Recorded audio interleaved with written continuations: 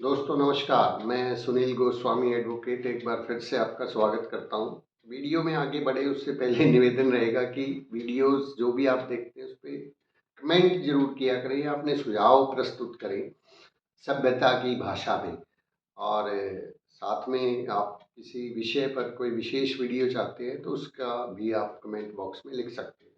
चलिए आज की बातचीत शुरू करते हैं। धारा 498A आईपीसी अभी बहुत चर्चा में है, क्योंकि रिसेंटली जो है ना एक लड़का जो है उसने सुसाइड कर लिया और बहुत लंबा चौड़ा उसने जो है ना सुसाइड नोट भी लिखा है और उसके बाद बहुत हलचल है। उस विषय पर भी अलग से कोई वीडियो बनाएंगे, लेकिन आज धारा 498 जो दहेज वाला कानून है इसी के बारे में हम आज चर्चा करने वाले हैं। इस केस में क्या होता है कि इस केस में एक मुकदमा दर्ज होता है और इस मुकदमे के अंदर जो है लगभग हस्बैंड को और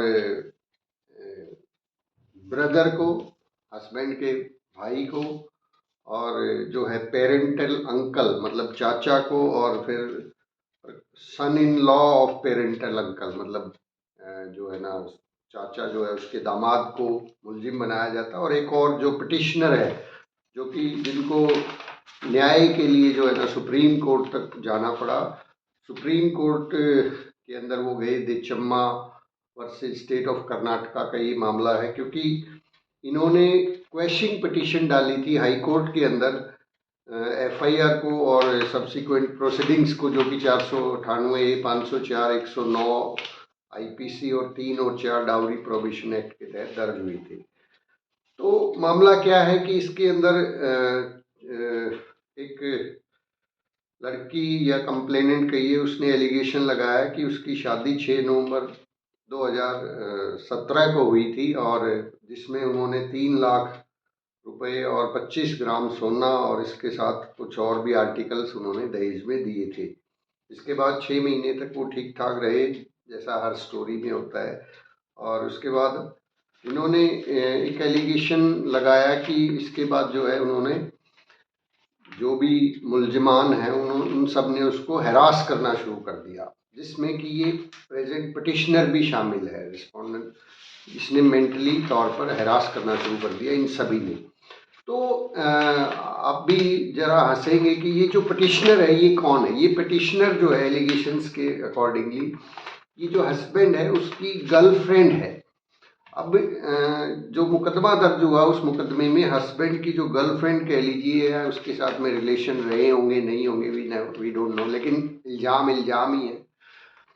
इसके ऊपर भी एलिगेशन लगे और इसको भी जो है ना मुकदमे के अंदर एफआईआर में शामिल कर लिया गया और इसके खिलाफ भी जो है ना केस बना दिया पुलिस ने कि ये भी जो है ना दहेज का जो कानून है उसके अंदर शामिल है।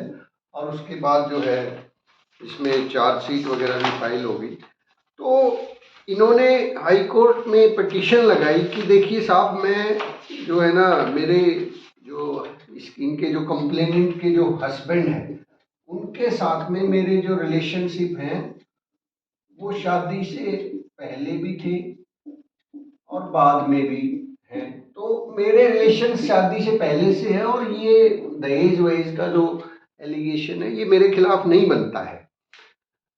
तो हाई कोर्ट ने जो है इनकी पिटीशन को खारिज कर दिया, लेकिन हाई कोर्ट की पिटीशन खारिज होने के बाद इन्होंने सुप्रीम कोर्ट का दरवाज़ा खटखटाया और सुप्रीम कोर्ट ने बहुत माइन्यूटली अध्ययन किया। इसमें यहाँ पे एक बात निकल के और भी आई कि ये जो पिटिशनर है जो देचम्मा है, इन्होंने ये भी बताया कि जो मियाँ बीबी हैं उनका तो सेटलमेंट हो गया है और मेरे खिलाफ मुकदमा जारी रखे हुए हैं। उन्होंने तो जो है म्यूचुअल कंसेंट से डाइवोर्स लेने का भी फैसला कर लिया है और वो तो अब मतलब निबट जाएंगे और मैं इसमें फंस गई। तो सुप्रीम कोर्ट ने ये देखा कि एक केस है V Shweta versus state of by inspector of police and another, ये 2009 का केस है, 2009-6 SCC 757। इसका हवाला उन्होंने दिया और इसके माध्यम से उन्होंने बताया कि जो अपिलांट है, जो पिटिशनर है, cannot be considered to be a relative within the meaning of relatives of the husband under the preview of section 498A of the IPC. She therefore submits that the proceedings deserves to be quashed. तो यहाँ पे जो ये supreme court की judgement है, उस judgement के अंदर ये बताया गया है कि by no stretch of imagination would a girlfriend or a concubine in an etymological sense be relative. The word relative brings within its purview a statute. Such a status must be conferred either by blood or marriage or adoption. If no marriage has taken place, the question of one being relative of another would not arise. मतलब would no stretch of imagination, किसी भी सूरत में girlfriend, कॉन्क्यूबाइन, कॉन्क्यूबाइन मतलब prostitutes etcetera, और कोई और किसी भी तरीके से कोई रिलेशंस अगर किसी के साथ में है हस्बैंड के, तो वो किसी भी सूरत में रिलेटिव नहीं हो सकती। और 498A के अंदर जो है ना, जो स्पेसिफिक वर्ड है कि रिलेटिव्स के अगेंस्ट ही मुकदमा दर्ज कराया जा सकता है। तो बिना शादी किए अगर उनकी गर्लफ्रेंड ने उनके साथ में शादी की होती, कोई भी मैरिज या किसी प्रकार का, तो वो रिलेटिव बन सकती थी। लेकिन यहाँ पे इस केस के अंदर वो किसी भी सूरत में मतलब इवन ऑनरेबल सुप्रीम कोर्ट ने यहाँ भी लिखा है कि held that a girlfriend or even a woman with whom a man has had romantic or sexual relationship outside of marriage could not be construed to be a relative. तो यहाँ पे जो धारा 498A बनाई गई है, वो रिलेटिव्स अगर तंग करते हैं, दहेज को लेके जो है ना प्रताड़ित करते हैं, तो उस सूरत में रिलेटिव्स के अगेंस्ट ही इसको जो है ना इस्तेमाल किया, यूँ कहिए कि FIR दर्ज कराई जा सकती है।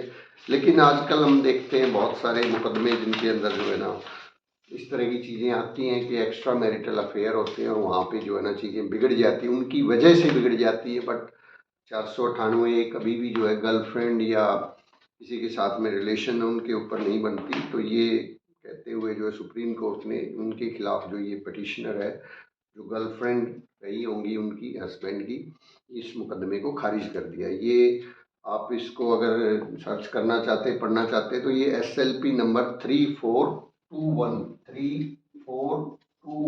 SLP ऑफ 2022 ये जजमेंट है सुप्रीम कोर्ट का। और बहुत बहुत शुक्रिया, धन्यवाद।